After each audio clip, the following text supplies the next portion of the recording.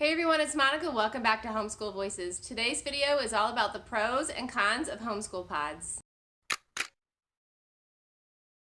If you're watching this video, you're probably part of an ever-growing segment of the United States population who's getting completely fed up with the public schools, and you want to pull your kids out, and you're just not sure how to go about it. And you've heard of this thing called pods, and you're curious.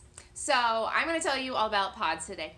Basically, there's pods and there's co-ops, right? So a co-op is where parents basically take turns teaching classes. And a pod is where you hire somebody. It's kind of like the modern day one-room schoolhouse. So it's done in different ways.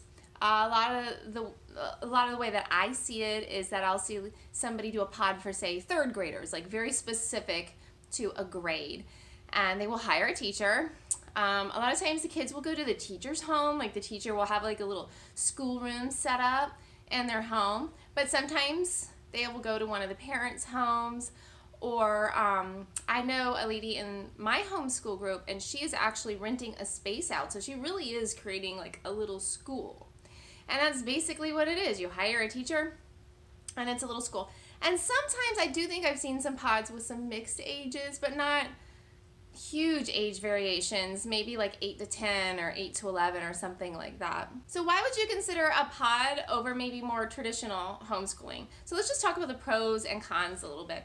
A big reason why I think that a lot of people would pick a pod setup is if they have to work and they really just cannot do the homeschooling, or maybe they have a newborn baby or a special needs kid or an elderly parent that they're caring for.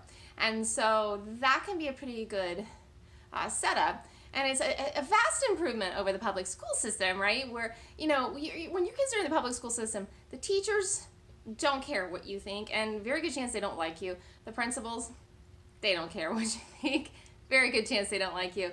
And the school board definitely just hates you, and they do not want to hear from you, and they're just going to play on your phones if you go to the school board meeting and tell them about everything that's bothering you.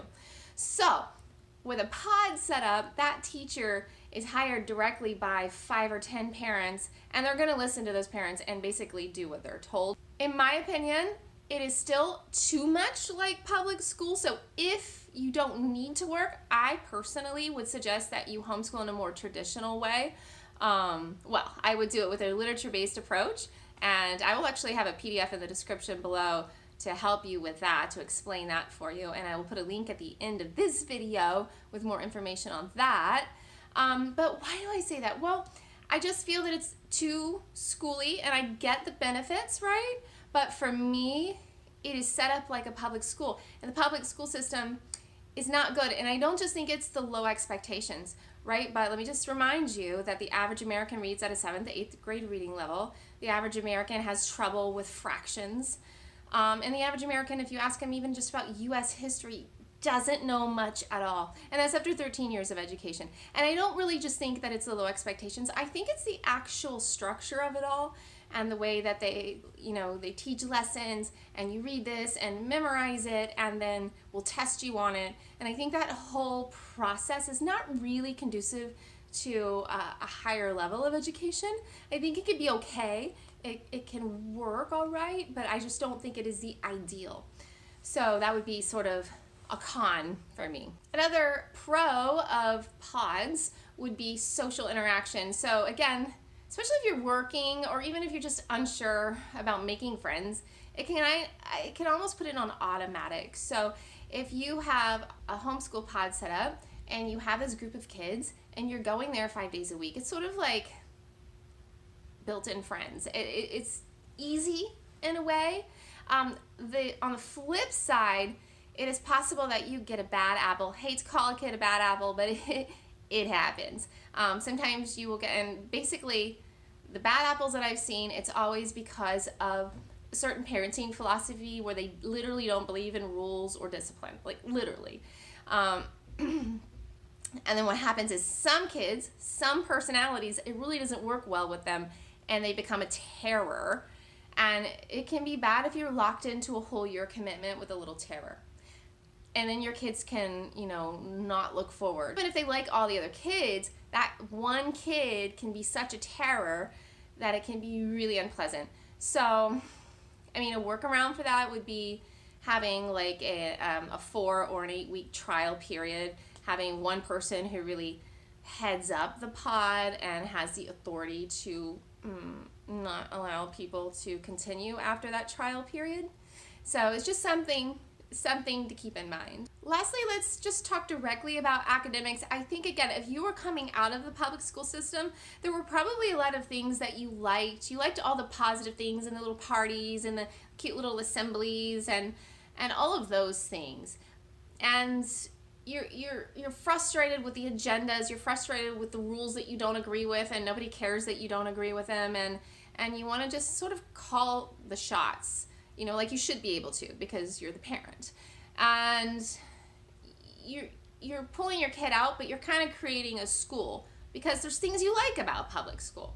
And in one way, this whole academics thing becomes a very interesting question, because a lot of people, even though they went through the public school system and it left them feeling inadequate to teach their 2nd and 3rd and 4th grader, they still want to copy the public school system at home. I understand the desire to do it, and I'm not saying it's without merit, because I think it could be a good bridge into something a little different, right? But I think sometimes we kind of have to take our own path, and sometimes that might involve creating a little public school in your home. And I think that it does have value, and it can really help people kind of like get their feet wet into this whole homeschool world. And an alternative, like I said, would be more of a co-op. And again, you really only need like 3 parents, 3 to 5 parents. A co-op would be taught by parents. It could be 3 days a week, or it could be 5 days a week. And for example, what it might look like is maybe on Monday all the kids would come to my house and I would teach 2 classes. And on Tuesday all the kids would go to Betty's house. She would teach 2 classes. Wednesday all the kids would go to Bridget's house and she would teach a couple classes. And again, it provides that social interaction on a regular basis with the same kids, which can be nice. And it gives you a break, which can be nice, especially if you are caring for an infant or an elderly parent or a special needs kid or something like that. Or you have to get some work done. Maybe you work from home and you just need some quiet time. So it can be really helpful like that. My one caution would be, I've been homeschooling the whole time. My oldest is 14, and I have found almost always when we do group classes, the level of the academics goes down dramatically. And for a lot of reasons. The most obvious reason is that you're going to teach to the slowest kid, or maybe to the kid who's like in the middle. But one of the beautiful things about homeschooling is that you can teach your kid right where they're at. But that's really only if you're doing a more traditional kind of homeschooling where, you as the parent are teaching your 2 or 3 kids and you can teach them right where they're at. But when you're teaching in a group, you can't teach to any individual child. You're teaching to the group, to the average. I have had a couple of experiences where it can be good in a group, say with my older son, and I want him to read a book, but he'll just sort of like read it really quickly and not get deep into it. And when we do it in a group setting, we read, we pause, we talk. But for the younger kids, I just feel like they're just looking at squirrels, they're talking the whole time. Unless the kids are really engaged in what they're doing, I don't find the group learning situations to be particularly beneficial. I hope that was helpful. Basically, again, pods are like the modern day one-room schoolhouse. You hire a teacher and they teach your kids. And that's basically it. I hope that was helpful. If you like this video, please click thumbs up. If you have any comments or thoughts, please tell me in the comments below. If you want to see more videos like this, please click subscribe and the notification bell next to it. In the meantime, happy homeschooling and have a great day.